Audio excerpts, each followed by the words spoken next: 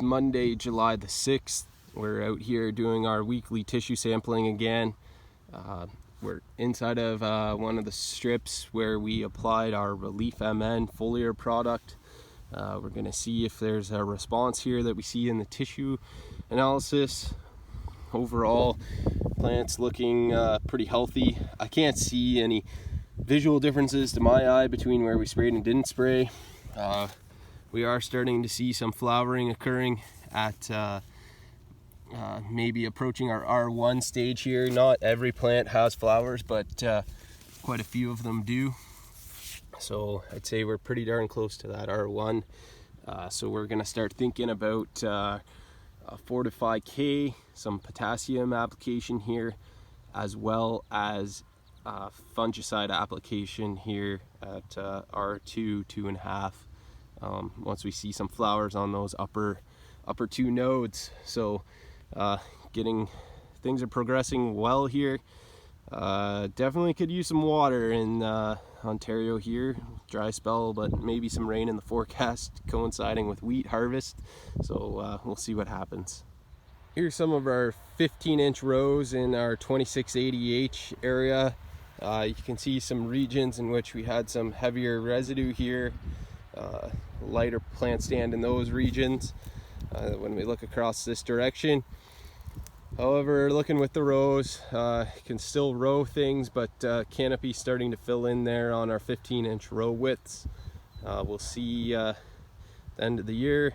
We've got the 15-inch in here, the 30-inch, as well as 30-inch twin rows on 30 inches. So some interesting data to see what's coming along here. So we can see some effects of compaction here on our 30-inch twin rows in the 2680H. So here's where we had to plant twice. So I think we were planting into tire track. So here's one tire track, and I believe here is another row that's just a little behind here due to some compaction issues, and actually pretty significantly behind. And in this row, very significantly reduced stand of plants. So interesting. Standing in our 2680H treatment here, 30-inch twin rows as well in this video. Very similar in terms of the development to our strip tillage area. We are seeing some effects of compaction here on the twin rows where we drove over the rows to plant the second pass in order to do the twins. We are still seeing flowers there on some of the lower nodes, indicating our R1 stage there that we're getting into here. Not every plant has a flower yet, but quite a few of them do. Plants are looking green, looking healthy. No signs of insects as of yet. This dry weather, looking for aphids, and along the field edges there we'll start keeping an eye for spider mites and things after wheat harvest here. Hoping for some rain.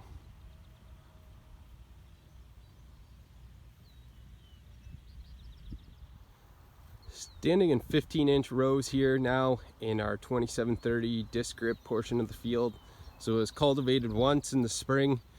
I dare say, at least in this particular part of the farm, on these 15-inch rows versus the 2680H, we seem to have more growth here.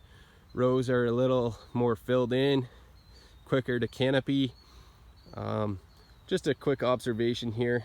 Not sure whether that'll really matter when it comes to yield, but we'll have some nice data comparisons and some scouting here to make note of.